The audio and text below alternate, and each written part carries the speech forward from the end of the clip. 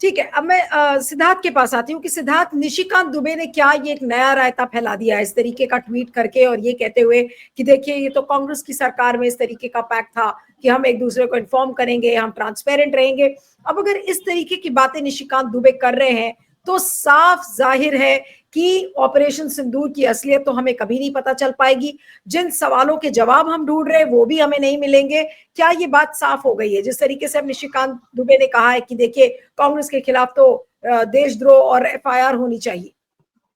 जी, निशिकांत दुबे जी का जो ट्वीट है बड़ा दिलचस्प है। उन्होंने कहा है कि कांग्रेस ने अगर कोई समझौता कर लिया तो क्या वो गलत था 1988 का। तो सबसे पहला सवाल ये उठता है कि भाजपा अपने आप को अगर कहती है कि चाल चरित्र चेहरा उसका अलग है, तो वो अपनी तुलना कांग्रेस से नहीं कर सकती। उसको सत्ता में इसीलिए मिली है क्योंकि कांग्रेस कुछ गलत कर रही थी, इसीलिए तो जनता ने बीजेपी को वोट दिया। तो बीजेपी अब ये नहीं कह सकती कि कांग्रेस ने किया था वो क्या गलत था, क्योंकि बीजेपी दूसरे प्लैंक पर आई है। दूसरी बात यह है कि ये कहीं ना कहीं ये बता रहा है कि जिस तरह से ये निशिकांत दुबे जी का ट्वीट कि वो 1988 से अगर तुलना कर रहे हैं तो कहीं ना कहीं कह रहे हैं कि आपने भी किसी तरह का समझौता किया था, हमने भी तो अभी किसी तरह का समझौता कर लिया है पाकिस्तान के साथ सीज फायर में।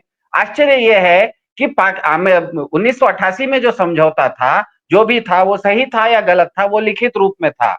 10 तारीख को जैसे ही भारत के प्रधानमंत्री जी ने सीज फायर माना, कौन सा लिखित समझौता है? लिखित समझौता तो सामने लाइए। और अगर राहुल गांधी या कोई भी व्यक्ति सवाल कर रहा है वो गलत है, तो 2005 में जिसने जिन्ना की मजार पे जाकर उनको महापुरुष कह दिया था, तो भाजपा ने तो उनको और भारत रत्न दे दिया है। तो क्या उनके ऊपर भी एफआईआर की जाएगी क्या? लाहौर डिक्लेरेशन किया था अटल बिहारी वाजपेयी ने 1999 में, क्या वो गलत था क्या?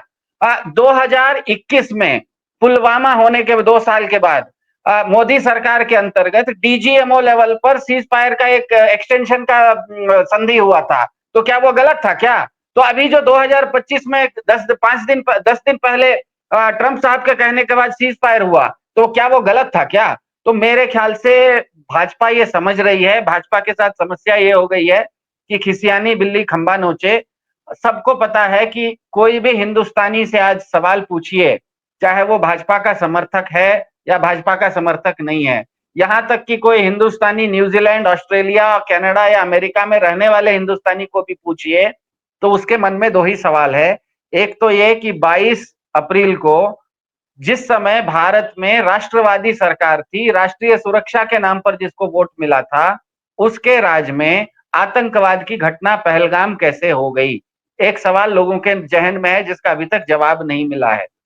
दूसरा लोगों के मन में सवाल है कि 10 तारीख को 10:30 बजे जब कर्नल सोफिया कुरैशी ने कहा कि हमने पाकिस्तान को पूरी तरह से पस्त कर दिया है बमबारी करके, तो भारतीय सेना ने जब कहा कि पाकिस्तान पस्त है, तो उस समय 7 घंटे के बाद भारत की सरकार ने सीज फायर क्यों मान लिया? उसमें भी बीजेपी के समर्थक को पूछिए तो वो एक कदम और जाके कहते हैं कि हम तो वोट देते ही हैं भाजपा को कि अखंड भारत बनेगा, पीओके वापस हाथ में आएगा।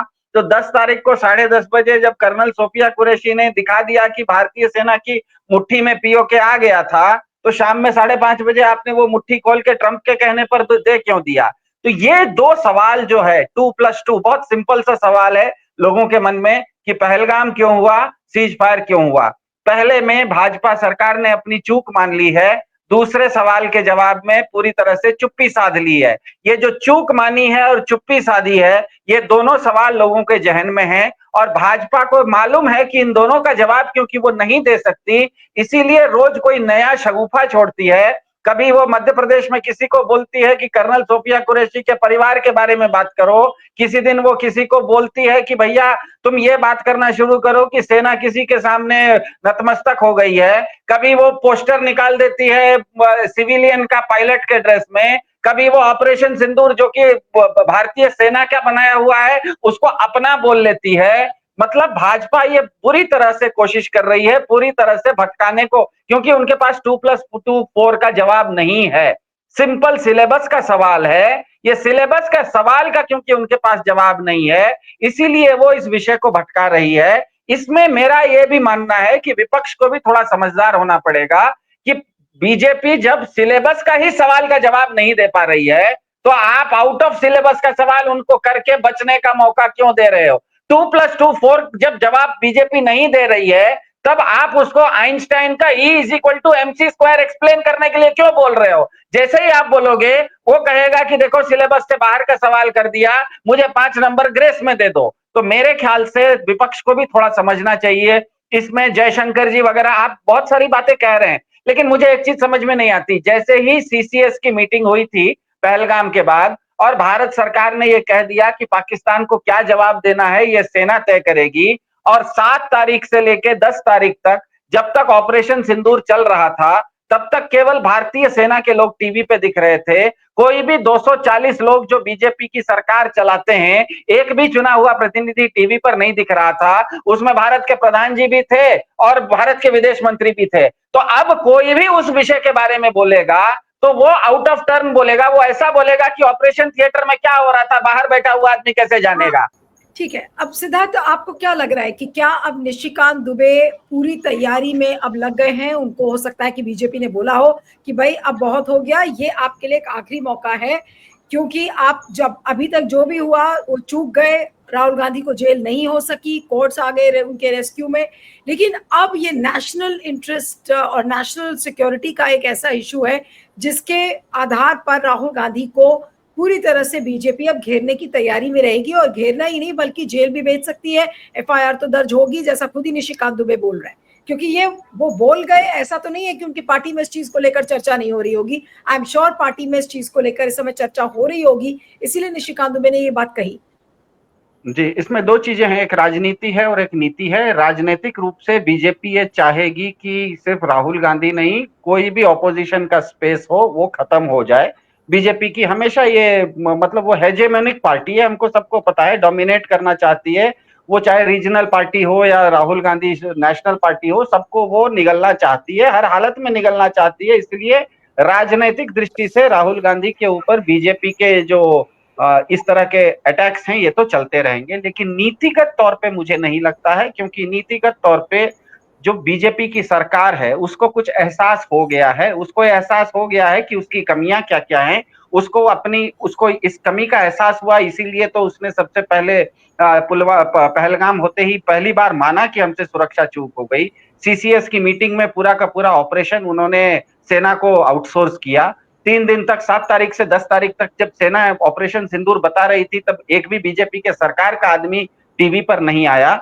और सबसे बड़ी बात यह है कि 73 बार विदेश की यात्रा करने के बाद, 210 बार विदेश जाने के बाद भाजपा की सरकार को यह रियलाइज हो गया कि मोदी जी का जो सेल्फी लेना था और माय गुड फ्रेंड डोनाल्ड करके दुनिया भर के लोगों से जो गले मिलना था वो कोई काम नहीं आया। इसीलिए उन्होंने 59 लोगों की ऑल पार्टी डेलीगेशन भेजी, उसमें भी चुन के 11 लोगों को मुसलमानों को भेजा, जो कि भारत के पॉपुलेशन से ज्यादा लोग मुसलमानों को उस डेलीगेशन में उन्होंने स्थान दिया। इसका मतलब है BJP as a government, BJP सरकार के नाते उसको अपनी कमियों का, अपनी सीमाओं का एहसास हो गया है नीतिगत तौर पे। लेकिन दूसरे तरफ बीजेपी जो पार्टी है, इसीलिए पार्टी अपनी राजनीति करती रहेगी, लेकिन नीतिगत तौर पे अब मुझे नहीं लगता है कि किसी को भी, जब से एक देखिए इनके पास एक ही हथियार था, वो ईडी का हथियार था, जिसमें किसी को जेल में डाल के लंबे समय तक अंदर रख पाते थे। उसके अलावा आप किसी के ऊपर कोई भी केस कीजिए, अगर आप केस भी कीजिएगा तो 2 दिन 4 दिन 5 दिन में कोर्ट में जब हियरिंग होगा तो कोर्ट इंटरिम बेल दे ही देता है, कुछ नहीं तो इंटरिम बेल तो दे ही देता है। और जैसे ही आदमी बाहर आता है तो इसका मतलब आपने जो जेल में डालने का काम किया था वो बैकफायर कर जाता है, वो बूमरैंग कर जाता है। तो मेरे ख्याल से बीजेपी सरकार और बीजेपी की पार्टी अलग अलग पेज पर है, दोनों के बीच में तारतम्य अभी टूटा हुआ है। बीजेपी की सरकार को अपनी सीमाओं का क्या कहते हैं एहसास हो गया है, इसीलिए वो अलग अलग चीजों को एक्सपर्ट्स को हैंडओवर कर रही है। चाहे तो वो पहलगाम का रिस्पांस सेना को हैंडओवर करना हो या दुनिया भर में जाके अपनी बात को रखने के लिए ऑल पार्टी डेलीगेशन का अपॉइंटमेंट हो, ये बताता है कि बीजेपी की सरकार को अपने लिमिटेशंस का एहसास हो गया है। लेकिन बीजेपी एज ए पार्टी हमें पता है कि उनको इस लिमिटेशन का पता नहीं है। वो पॉलिटिकली, जिसको कहते हैं ना, रेटरिक को ऊंचा लेके जाती रहेगी। और इसका सबसे बड़ा एग्जाम्पल हमने कल देखा, भारत के प्रधानमंत्री मोदी जी ने जब राजस्थान में बहुत कुछ बोला, सिंदूर वगैरह पे बोला, मेरे रगों में गर्म सिंदूर बहता है। हालांकि उन्होंने ये नहीं बोला कि ट्रंप के फोन आते ही वो ठंडा पड़ जाता है, वो उन्होंने नहीं बोला, लोग वो समझ गए। लेकिन एक विशेष चीज देखी कि कल भारत के प्रधानमंत्री ने कहीं पर भी विपक्ष को नहीं घेरा। अपने सार्वजनिक बयान में फिल्मी डायलॉग बहुत दिए, बहुत सारे जुमले फेंके, लेकिन कहीं पर भी उन्होंने भारत के विपक्ष को, किसी भी विपक्ष को इस मामले में किसी तरह की आलोचना नहीं की। इसका मतलब ही है कि भारत की सरकार अपनी सीमाओं को जान रही है और अपनी सीमाओं के अंदर चीज को संभालने की कोशिश कर रही है एक्सपर्ट्स के द्वारा। लेकिन हमको पता है कि बीजेपी एक अलग चीज है, बीजेपी का रेटरिक अलग है, उसको सरकार से कोई लेना देना नहीं है। तो यही मेरे ख्याल से ये जो तारतम्य उनका टूटा हुआ है कि दोनों के बीच में बैलेंस नहीं है, ये बीजेपी को समझ में आ गया है कि मैसेजिंग में कहीं गड़बड़ी हो रही है। बीजेपी के स्वयं के वोटर्स उनको पूछ रहे हैं कि जब पीओ के हाथ में आ गया था तो आपने सीज फायर क्यों किया। इसीलिए लोगों को भटकाने के लिए, किसी न किसी तरीके से भटकाने के लिए बेताबी है बीजेपी के अंदर। इसीलिए रोज कोई ना कोई वो शगुफा छोड़ रही है, चाहे वो मंत्री छोड़े, उनके एमपी छोड़े, कुछ भी बोलो, कोई एक ऐसा शगुफा छोड़ो ताकि ये दो सवाल लोगों के जहन में है वो चर्चा में नहीं आए कि पहलगाम क्यों हुआ और सीज फायर क्यों हुआ। मेरे ख्याल से इतना ही बात है।